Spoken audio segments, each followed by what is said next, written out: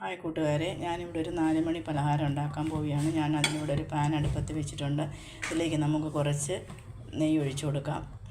ഞാൻ കുറച്ച് നെയ്യ് ഒഴിച്ച് കൊടുത്തിട്ടുണ്ട്. ഇനി നമുക്ക് കുറച്ച് തേങ്ങ ഇതിനകത്തോട്ട് ഇട്ട് കൊടുക്കാം. തേങ്ങ ഇതിനകത്ത് നമുക്കൊന്ന് ചെറുതായിട്ടൊന്ന് വഴറ്റിയെടുക്കാം.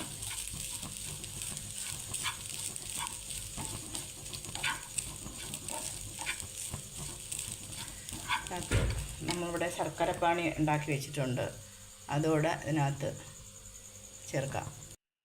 ഇനി ഇതിനകത്ത് ഞാൻ കുറച്ച് നമ്മളെ ശർക്കരപ്പാനി ഒഴിക്കുകയാണ്. മധുരമൊക്കെ ഞാൻ കുറച്ചേ ചേർക്കുന്നുള്ളൂ. ഞാനതിനകത്ത് കുറച്ച് അവിലൂടെ ചേർക്കുന്നുണ്ട്.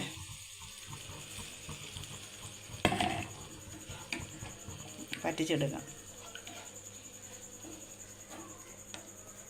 കുറച്ച് അവിലൂടെ ചേർക്കാവേ. തേങ്ങ ഉണ്ടെങ്കിൽ തേങ്ങ മാത്രമായിട്ടും ചേർക്കാം. അവിൽ കയ്യിലുണ്ടെങ്കിൽ അവിൽ ചേർക്കാം. അവിലിപ്പോൾ എൻ്റെ കയ്യിലുണ്ട്, അതുകൊണ്ട് ഞാൻ കുറച്ച് അവിലൂടെ ഇതിനകത്ത് ചേർക്കുകയാണ്.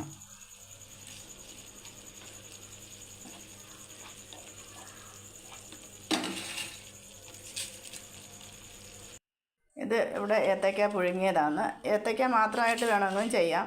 ഇത് എൻ്റെ കയ്യിൽ ചെറിയ പഴം ഉണ്ടായിരുന്നു, അപ്പോൾ ഞാൻ അതുകൂടെ അങ്ങ് പുഴുങ്ങി.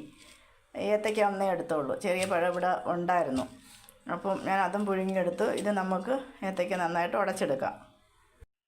ഇവിടെ ഞാനിത് നന്നായിട്ട് ഉടച്ചെടുത്തിട്ടുണ്ട്. ഇത് നന്നായിട്ട് ഇവിടെ നമ്മൾ കുഴച്ചെടുത്തിട്ടുണ്ട്. ഇനി നമുക്ക് വെള്ളം വെച്ച് ഇഡ്ഡലി പാത്രത്തിൽ വെള്ളം വെച്ച് നമുക്കിത് ബോളായിട്ട് ഉരുട്ടിയെടുക്കാം.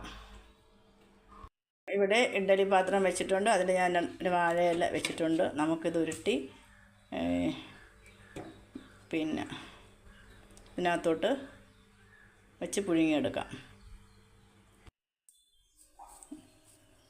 ഉരുട്ടി എടുത്ത് ഇത് ഇങ്ങനെ ഉരുട്ടി നമ്മുടെ അവിലും ശർക്കരയൊക്കെ ഇതിൻ്റെ നടുക്കോട്ട് വെച്ച് നല്ല രീതിയിൽ ഉരുട്ടി ബാള് കണക്കാക്കി കാണരുത്, നല്ലോണം നമ്മൾ ഉരുട്ടിയെടുത്ത് ഇഡ്ഡലി തട്ടിലോട്ട് വെക്കണം. വേണ്ട, നല്ല ബോളാക്കിയെടുത്ത് ഇതുപോലെ വെച്ച് പുഴുങ്ങണം. ഇതിവിടെ റെഡി ആയിട്ടുണ്ട്. ഇതാണ്ട നല്ല മധുരമൊക്കെ ഉണ്ട്, നല്ല മണമൊക്കെ ഉണ്ട്, നല്ല ടേസ്റ്റാണ്. 4 മണിക്ക് നമുക്ക് ചായയുടെ കൂടെയൊക്കെ കഴിക്കാം. നിങ്ങളെല്ലാം ഇത് ഉണ്ടാക്കി നോക്കണം, നല്ല ടേസ്റ്റാണ്. അങ്ങനെ നമ്മുടെ പലഹാരം ഇവിടെ റെഡി ആയിട്ടുണ്ട്.